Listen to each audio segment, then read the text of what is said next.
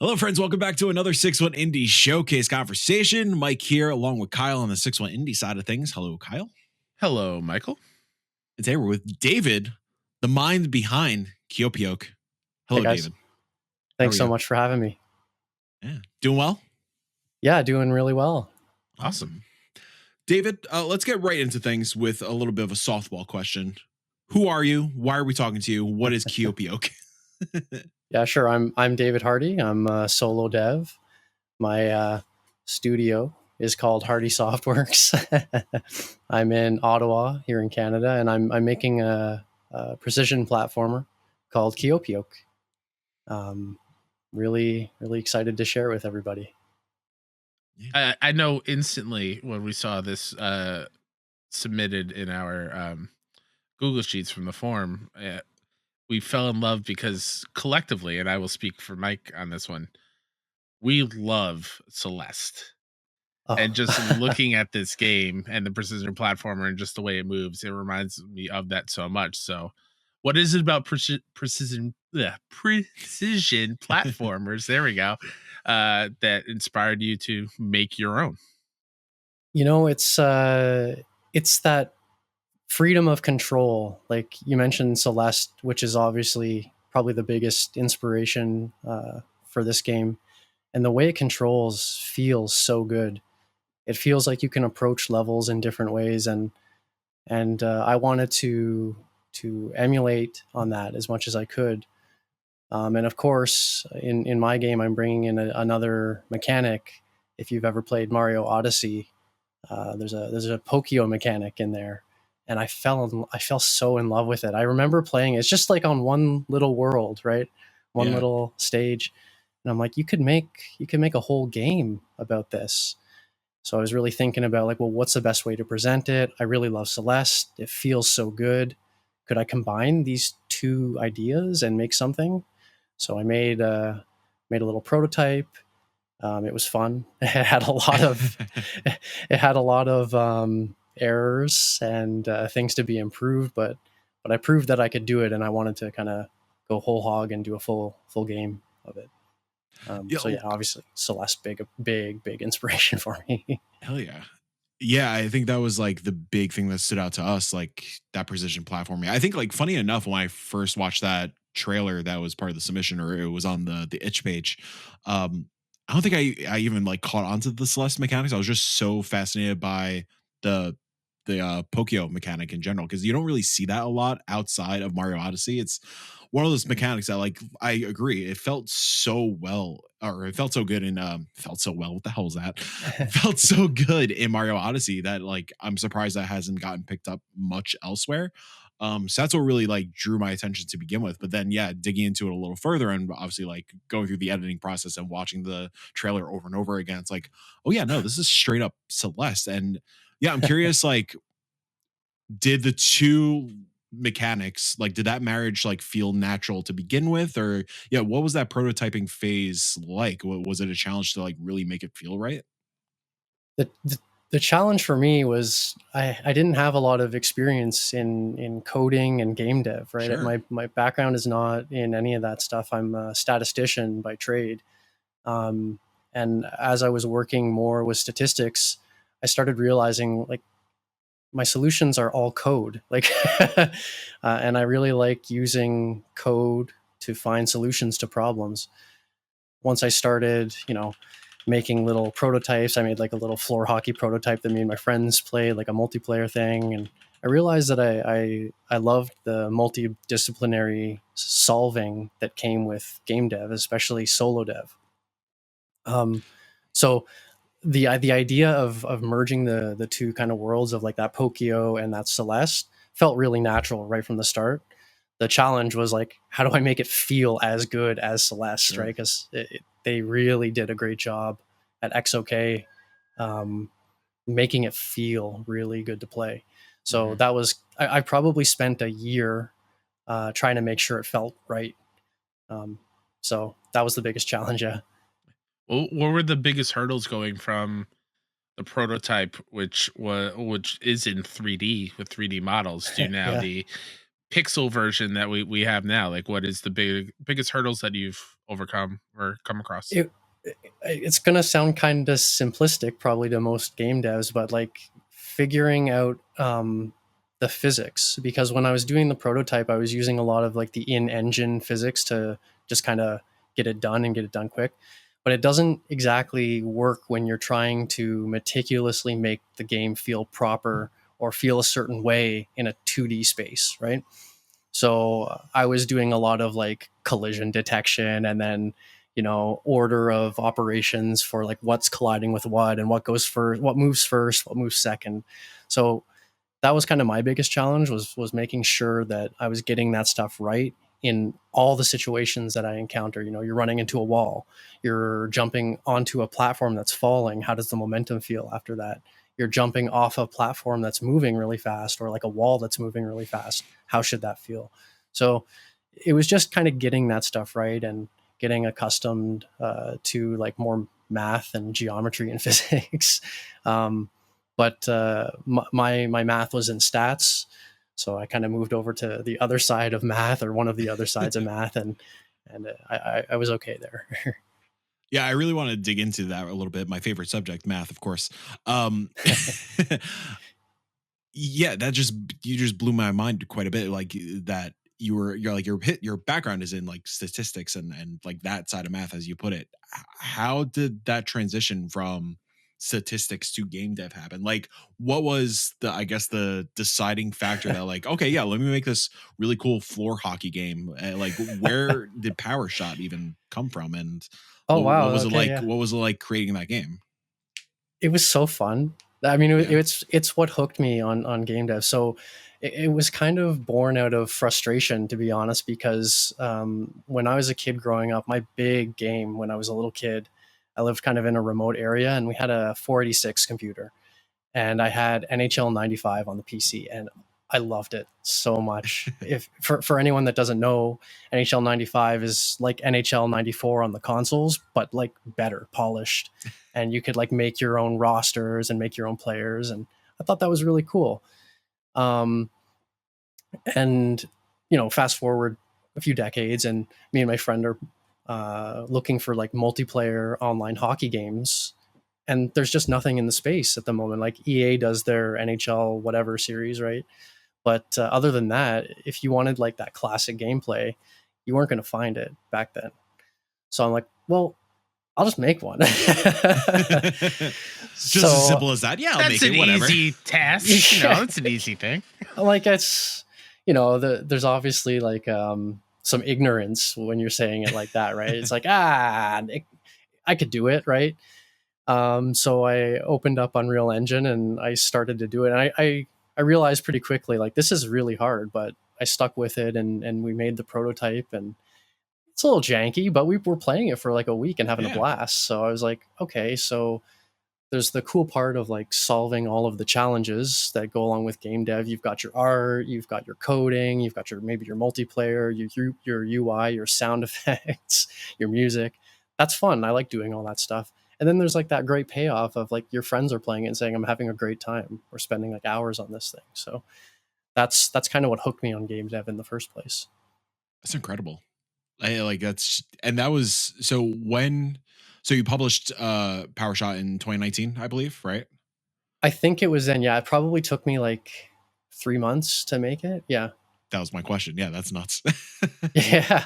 Wow. Yeah. I was so obsessed with it. I just couldn't stop doing it. I'd stop work and I'd start this. And this was before I had kids, so I had a ton of time. I could pull all-nighters if I wanted to, right?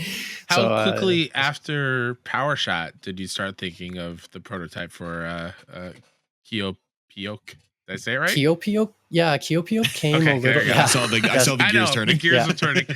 I've heard people say Kiopioke, Kiopioke, like almost like Pokemon. Like they put like the accent on the end. I actually did a couple prototypes after Power Shot that never really saw the light of day. They were mostly like just me learning stuff. I remember I was making like an office RPG called Bureaucrazy, where you're trying to stave off insanity in an office workplace. So you could have chair races and have Nerf gun fights and Nerf gun fights on chairs and stuff like that. And just some other little like tiny prototypes. And then probably around maybe year and a half after PowerShot is when I started the prototype for Kiopioke. And I don't think that took too long either, like maybe another 3 months or so. And one of my favorite memories is when I gave it to like my inner circle of friends there, and they were playing it and they were getting frustrated, but they wouldn't stop playing. They had to get through. They had to get to the next screen. And I was like people really do have like that determination. If you can hook them with that gameplay or setting or something that hooks them, they're going to play it, and they might get frustrated, but the looks on their faces when they complete it was like, yes, I did it, and that's the feeling that I'm trying to convey. I mean, that's the, take the narrative, the character is like the stuff that makes you cry out of Celeste. And that's what Celeste is really about. Like, Celeste is a very challenging moment to moment experience, but once you do get past a screen, yeah, it fills you with that sense of reward. So I really appreciate that you find the value in that as well. And it's very apparent, even like hands off looking at the gameplay, you definitely feel it when you play the demo, but even looking at the gameplay, it seems very faithful to that sense of reward. And I think, yeah, that's pretty vital. It doesn't matter how frustrating it can be. Yeah. Once you get past that point, that's what it's about. That's what gets the talons in, if we're sticking with the bird puns. Nice. I remember playing Dark Souls 2, and it's Dark Souls. You're playing. Yeah. I played it really careful. I'm like really cautious around all the corners and kind of like tensing up when literally any enemy shows up on the screen, because they can all kill you. And I just remember the feeling of like beating that game. I was like, holy crap, I did it. My game is way more forgiving than Dark Souls. Like if you don't lose vast amounts of progress. You just go back to the start of the screen and replay the level. So it's quick. Are you not ready to claim that you're the Dark Souls of bird games? Is that what you're saying? I don't think so. No, maybe if I made like Kiopioke Hollow Knight edition or something. Not a bad call. Not a bad idea. Well, leading into that, our big question here, which is like in big letters on our doc, why birds? Why are we playing as a little bird in this game? Obviously, we're big fans of birds in this house. We have our boy Petey, who's currently beheaded, but well, I could see him doing well as a floating corporeal head. I think, but yeah, his body is behind me somewhere. He's in the dark over there, the skeleton. He seems like he could pull it off. He could pull it off. Why birds? Well, it was mostly because of Pokio.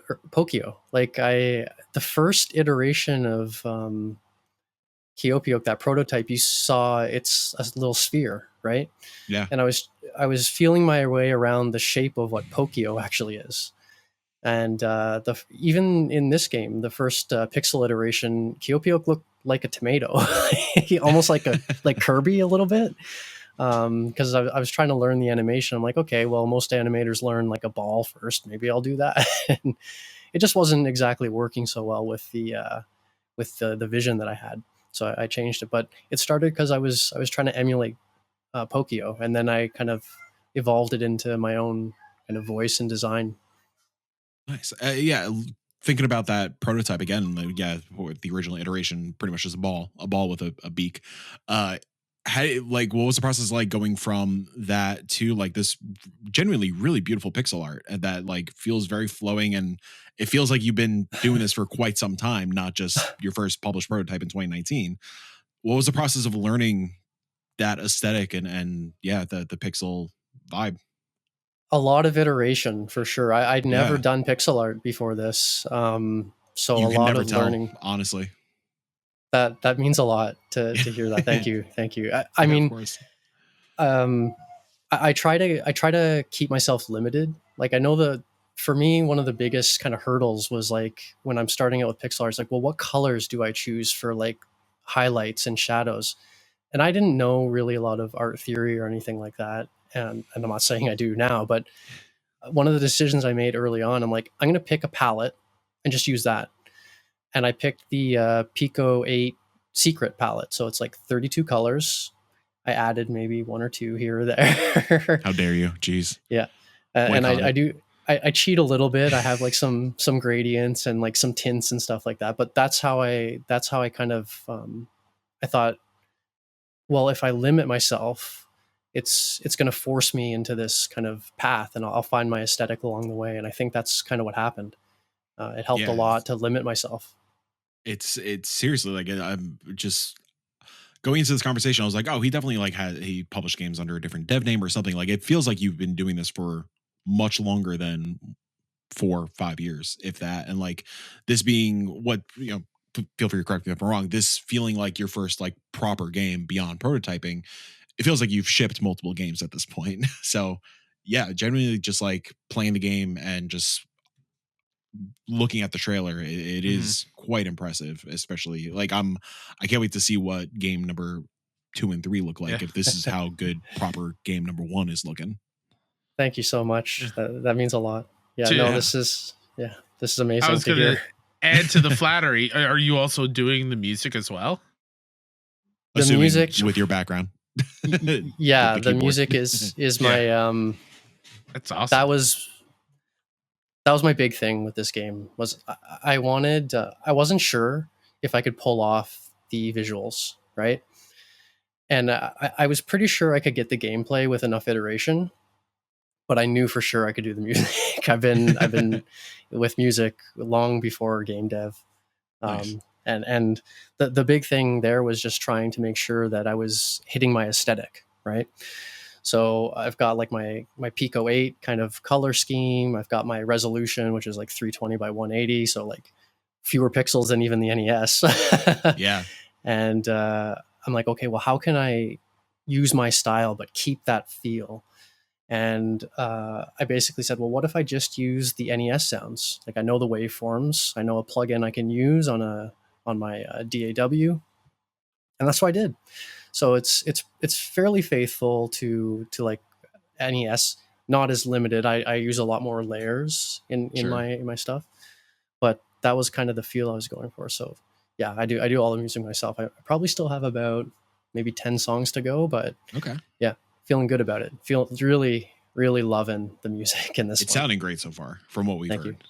you. Yeah. I'm curious, what is your background in music? 'Cause so funny enough, before, in my previous life, I have a degree in audio engineering. I was a studio nice. rat, all that good stuff. I most recently came from the film world on the audio side of things. So I cool. always love making that connection. So I'm curious to hear like, yeah, what is your music background? Are you self-taught? Like you're dropping words like DAWs and stuff like that. That's not DAW is not what I expected to hear tonight.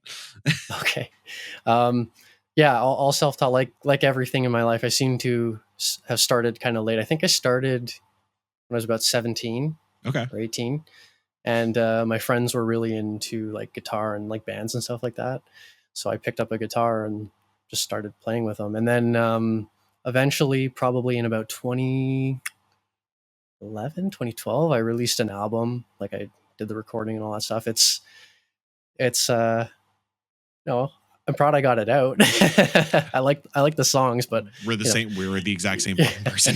It's like, yeah, we put music out. It's out. there. It's there. I remember like as a joke, I was making like when Discord was first becoming popular. All me and my friends were in it, and I made all these like little like 5-6 second intros for whenever someone signed into Discord. It's incredible. And that's when I was starting to get more into like, yeah, like here are the applications or the software that you can actually use on a computer to make things sound better and like to organize your work better, get it recorded better. I find with this stuff like the chiptune stuff, oh, man, it's so much easier because you don't have to definitely. You don't have to worry about like white noise in the background.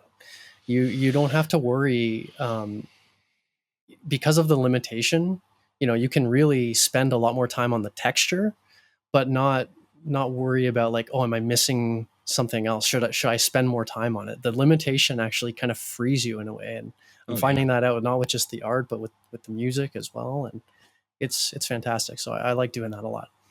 Yeah, I don't know about you. The one element, and I come from like a punk rock emo background. The one thing I always hated was mixing guitars, because if you don't get that tone right, it sounds awful. So It I really does. definitely, It I could sounds almost like definitely hollow, appreciate. eh? Like, Yeah, exactly. We're just like yeah, just overly muddy. You can't really hear any of the tones yeah. or the crunchiness.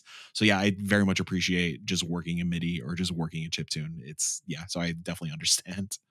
It feels great. Yeah, it feels great. I mean, all Yeah. the elements are there. You want to hit like your, you want to find a space for each instrument, and I find it's kind of easy to do there too.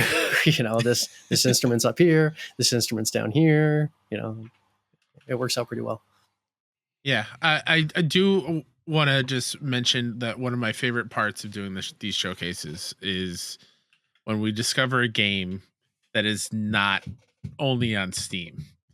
And I want to ask you, like, what is in your mind the importance of itch and itch.io, and especially for like indie game developers? And we love shouting them out because a lot of people forget that there's tons of indie games on there as well that they can go check out that are amazing. So how has itch been for you as a game dev? It's been amazing. It's helped me really find my voice. Um, it's no barriers, right? So it's really easy to just upload stuff and share with your friends. Like my first little multiplayer floor hockey game, I didn't have to pay $100 to get it on Steam and get it hosted and Yeah. stuff like that. I could just throw it on itch and I say, here's the link, guys, go download it, and then hit play game, and we'll be in the same server. Oh, here's this prototype I made. It's about a bird that uses a beak to launch. They're like, what? This is crazy. Itch, you can find so much stuff on there. I remember I was playing It's like fascinating. a little top-down tennis game. It was just so addictive. I was like, wow. Yeah, And recently I did just not to cut you off. I'm so sorry. You just no, go ahead. you popped into my mind. And Kyle, I didn't tell you about this. I have to find the business card somewhere. Found like similar to what you just said, the top down tennis game. I was at a game dev conference here in Raleigh and found just an incredible top down dodgeball game. I'm like, Yeah. why aren't people like Ooh. going crazy for this right now? Because it very much felt like the GBA dodgeball game from back in the day. And it's like, oh, so but yeah, continue. A bunch of amazing stuff on itch. Didn't mean to cut you off. and so many different formats too, right? Yeah. Some of the games are right there in the browser, which is like, okay, you're good to go. Some of them, like mine, were standalones, and you can have them on different platforms and stuff like that. You can even buy games on itch, and they don't have that like really high 30% markup or 30% revenue take, so you can put it down to 10, 15, 20 if you want. So Yeah, for sure. very, very, very friendly to developers.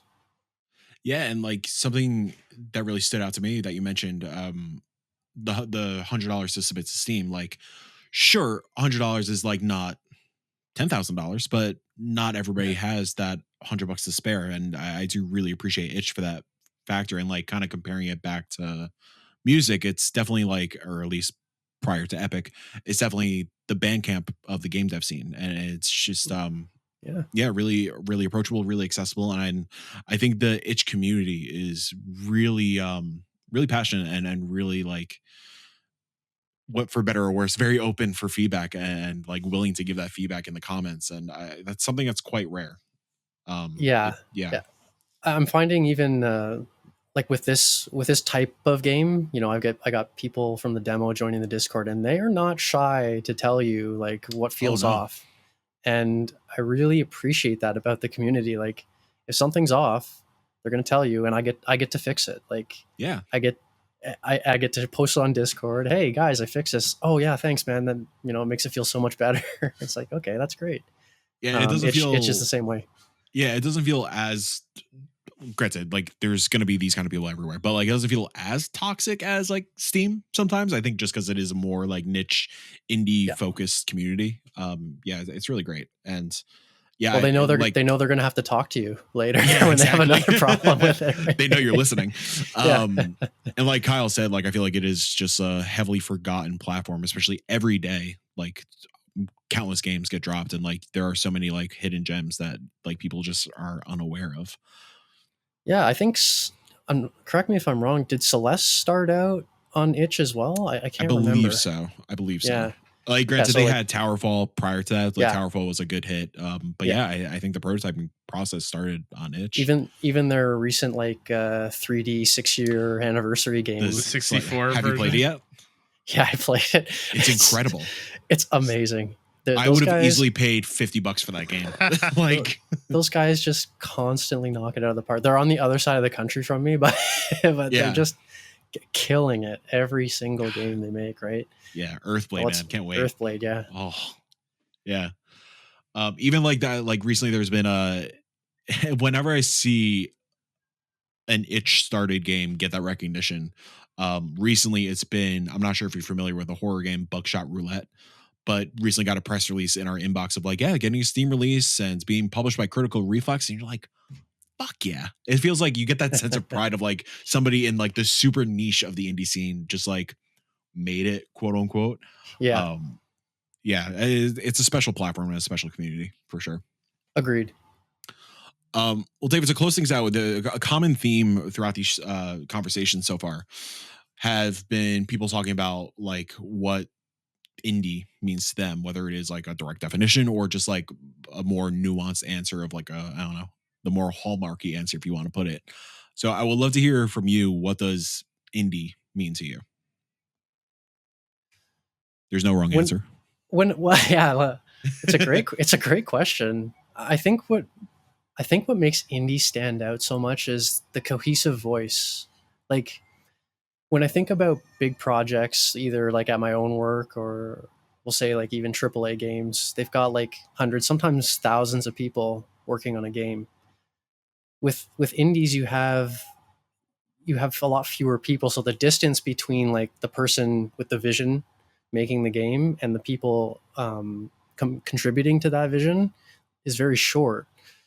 In my case, it's just me, so like I can do the vision or implement the vision however I want. But even smaller teams are able to do this. Like you look at Risk of Rain, right? Risk of Rain 1, Risk of Rain 2.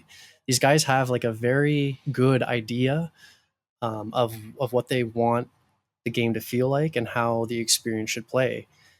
And it's not getting muddied between 20 other people. There's like what, 3 guys working on it. So and that cohesion really comes through in the experience. Like it's like they've thought of everything, right? They really care about it. So yeah, I guess that'll be my answer. Well, I'll say cohesive voice throughout the project. It's a good answer. Good answer. Well, David, Kiopioke, summer 2024. That's right. Demo available now. Yeah. People can go play it. If folks want to stay in touch with you, join that Discord, where could they find you and stalk you nicely? Yeah. That was a bad way to put that. on Twitter, just Kiopioke. On Steam, there's a page there, of course.